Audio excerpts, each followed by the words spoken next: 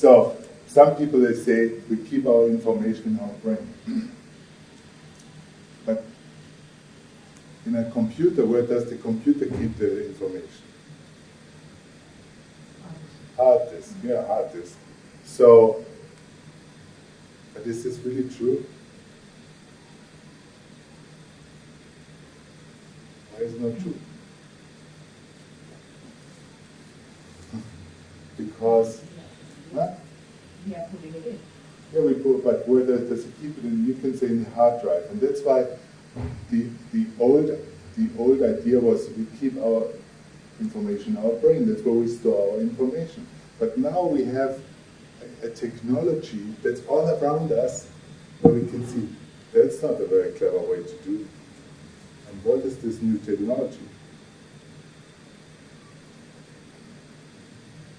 What are we involved with every one of them every day, at least half an hour, or 5, 10 hours a day, which was not available 5 years ago, or 20 years ago. See, this is how little we see our life. We do, every one of you spends an hour this or this, about this amount, this is exactly what I'm talking about. But we take it for granted, we don't see it, we don't think about it. Of course, it's the internet. So, now, for example, I have on my computer only basic data, but more and more people have their information somewhere on the internet. They store their information about files, backups. It's on the internet. So you save it on the internet.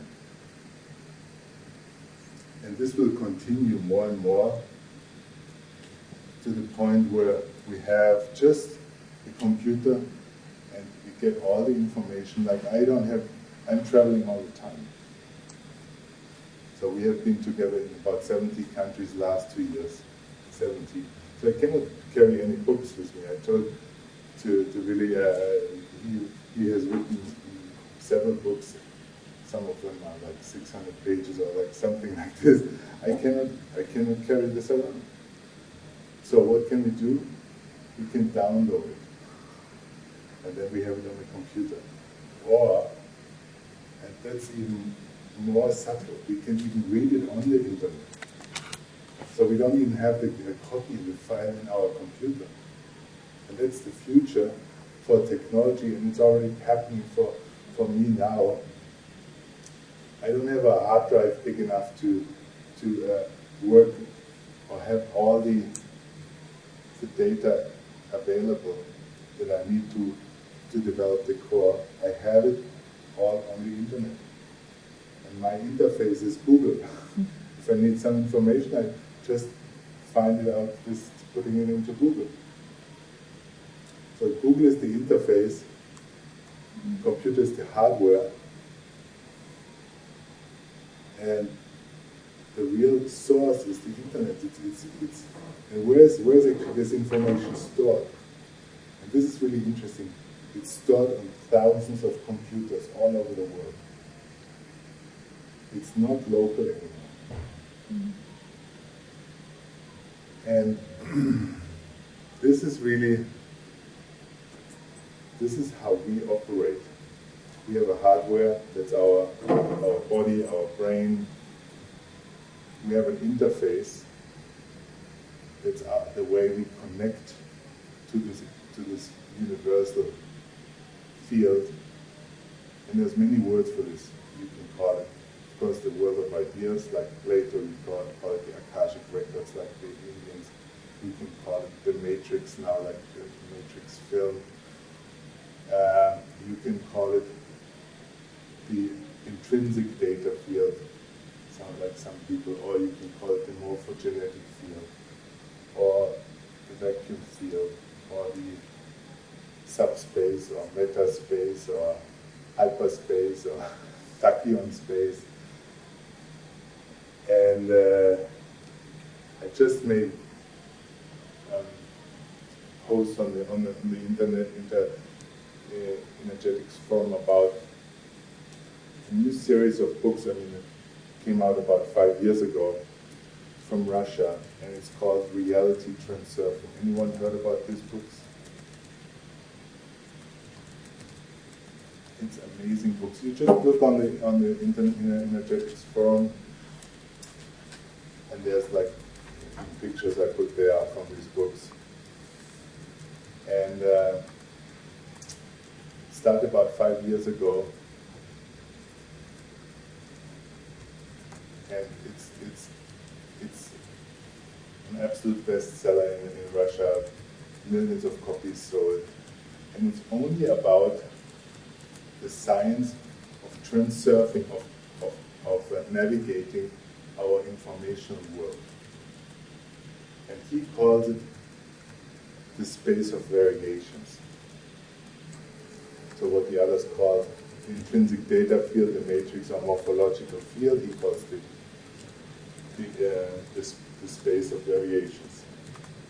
And why variations? Because he says, and this is what everybody said before, this field contains all information. And this means all possibilities of information also. So you have only a certain limited amount of information. But all other information is available. It is there. But we are only limited in the way how much we can access of this information. So really, that's another source of disease, that we get stuck in some information and we cannot access all the other information which is there. And for example, part of the interface is of course our language.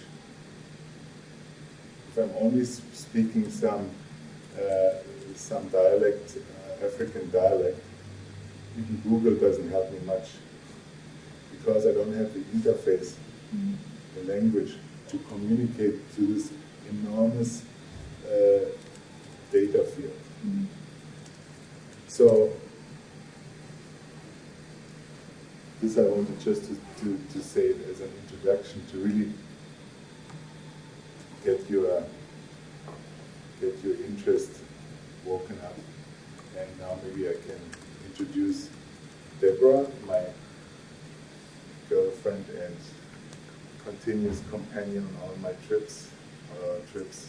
As I said, we have been like to 70 countries in the last 2 years.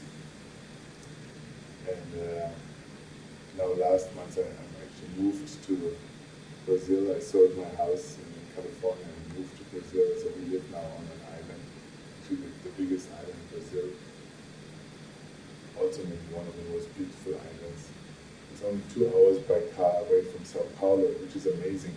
Sao Paulo is 17 million people. 17 million, so it's one of the biggest cities in the world. And 2 hours away from this, we live on an island which has only 30 kilometers of road. The rest is dirt road, or only jungle. 95% is jungle. And